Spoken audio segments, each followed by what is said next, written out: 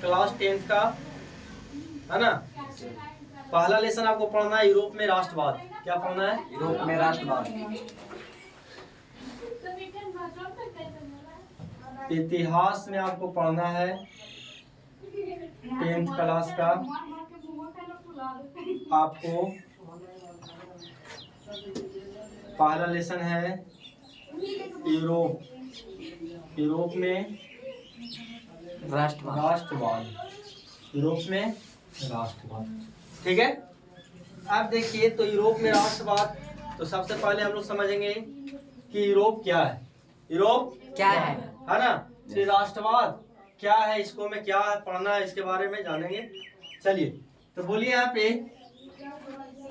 देखिए, सबसे पहले हम लोग बात करते हैं किसका?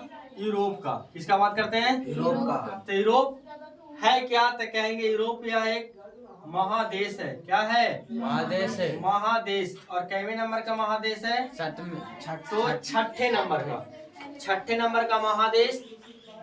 सबसे बड़ा महादेश है छठा कौन? यूरोप। ठीक है। और सातवां कहेंगे तो ऑस्ट्रेलिया। ठीक है।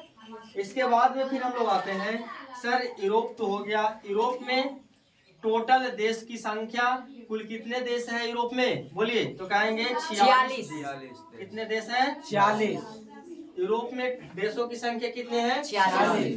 कौन कौन है? तो कहेंगे जैसे इटली, जर्मनी, बोलिए। फ्रांस। इटली हो गया, जर्मनी हो गया, है ना।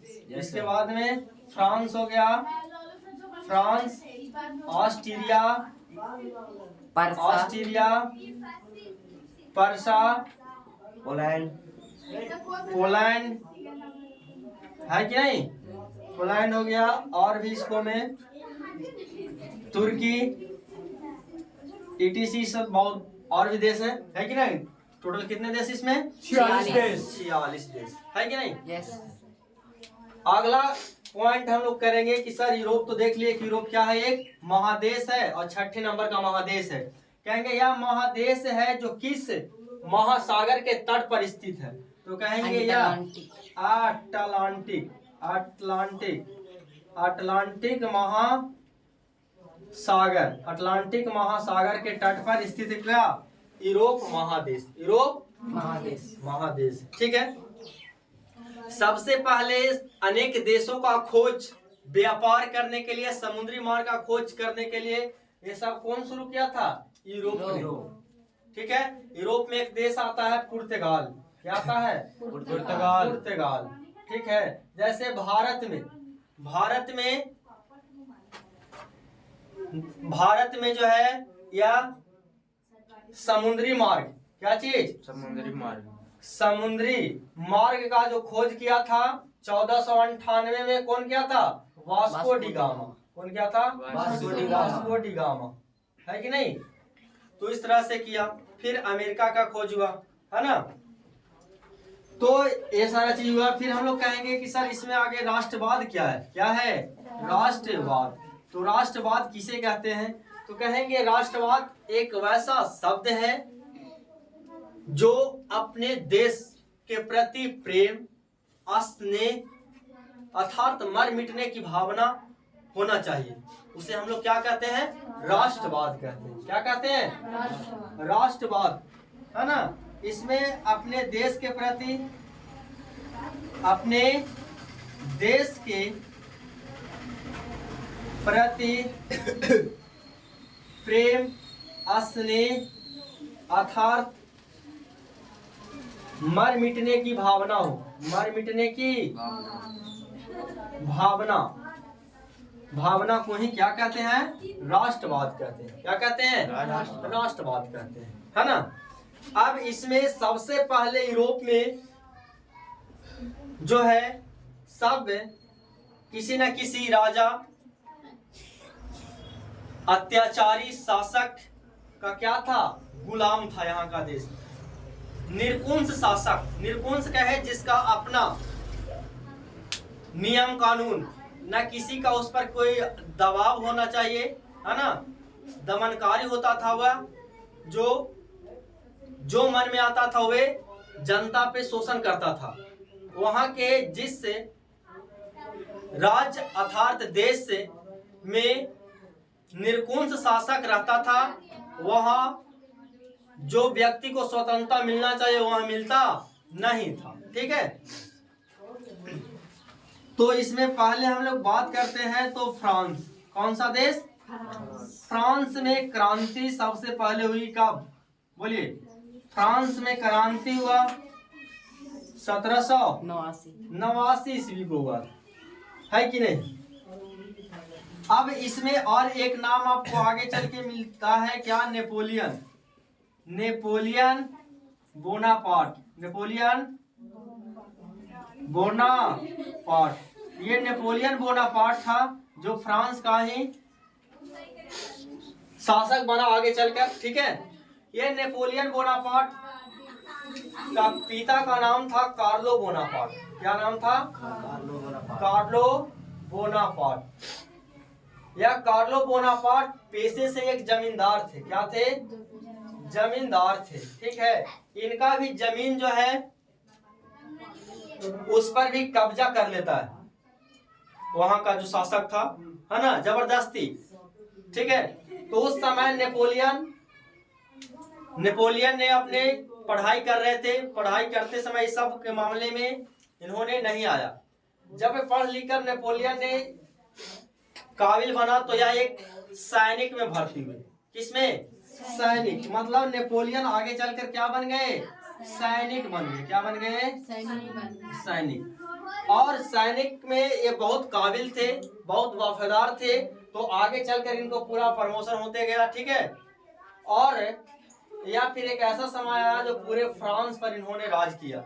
जितना भी शासक था, जो अत्याचारी था, दमनकारी था, जो भी नीति अपनाया गया था, वे सबको नेपोलियन बोनापार्ट ने क्या कर दिया? उनका समाप्त कर दिया और पब्लिक के हितों में नियम कानून बनाए और काम किया। तो ये नेपोलियन बोनापार्ट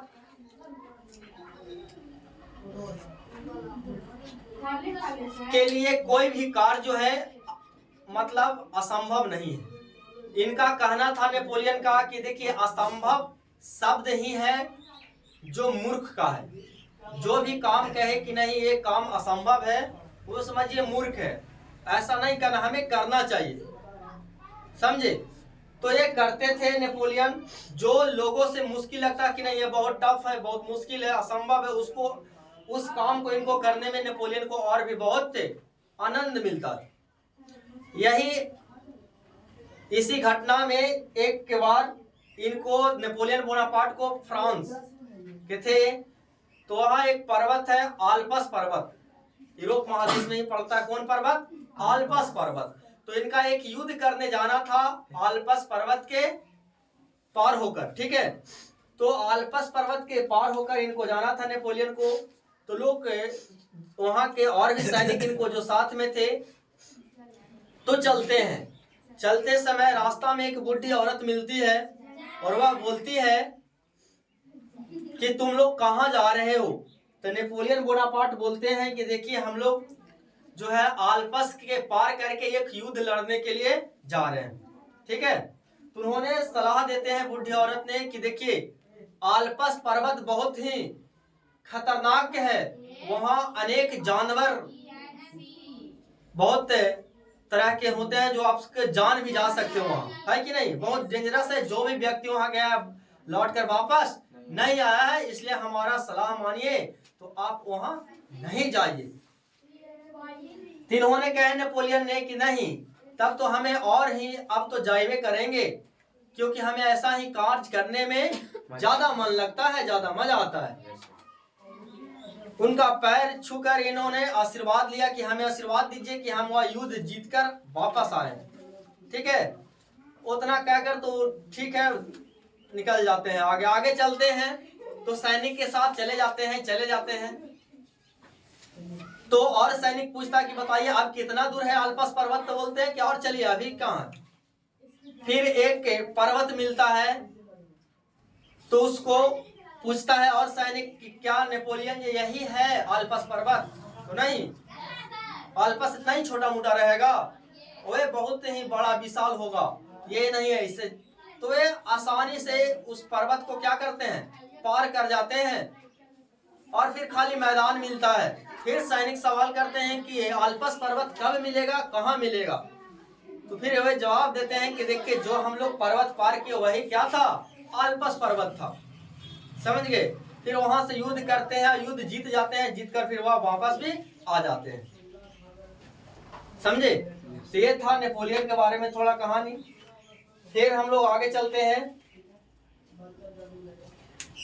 नेपोलियन का जो पतन है, नेपोलियन का पतन हो जाता है कब, तो 1815 ईस्वी में। 1815 ईस्वी में नेपोलियन का क्या हो जाता है, पतन, इसका कहानी समाप्त। इसके बाद आता है मेटरनिख। कौन आता है, मेटरनिख आता है।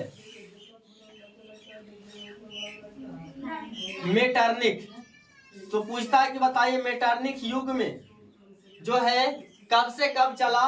तो इसका जो जीवन काल रहा और कार्य ये 1815 से लेकर 1848 तक होता है। इसी को बोलते हैं मेटरनिख युग।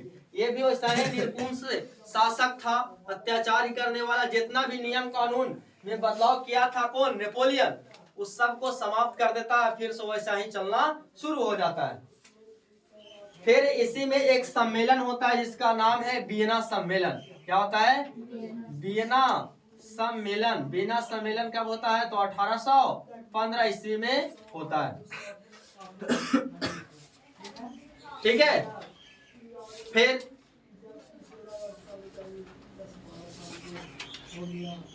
पहले आप इतना नोट कर लीजिए।